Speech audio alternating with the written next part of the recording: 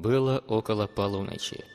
Парень по имени Дима сидел за компьютером и уже собирался идти спать, как вдруг за окном раздался омерзительно громкий скрип. Это были детские качели через дорогу.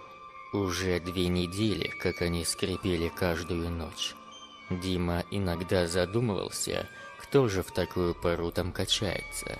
Там качели для совсем маленьких, но взрослый человек в такую и не сядет. Ноги девать некуда. Неужели кто-то в полночь водит ребенка поиграть? Ну хорошо, может быть, человек занятой и хочет уделить внимание своему ребенку. Ну на 5 минут, ну на 10. Но это ведь по полночи продолжается иногда.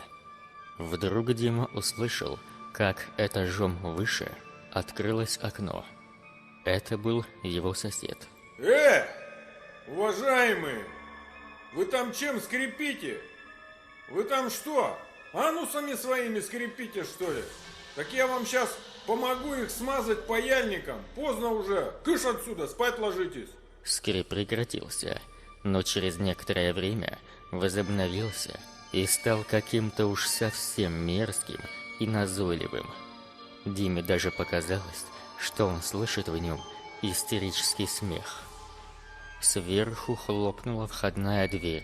Послышались громкие шаги по лестнице.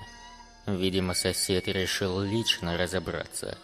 Не понравилось такое отношение. А Дима же решил пойти спать. Да и скрип к тому времени уже прекратился. Утром соседа нашли на тех самых качелях. Его лицо было искажено гримасой ужаса. Официально, по заключению врача, сосед умер от остановки.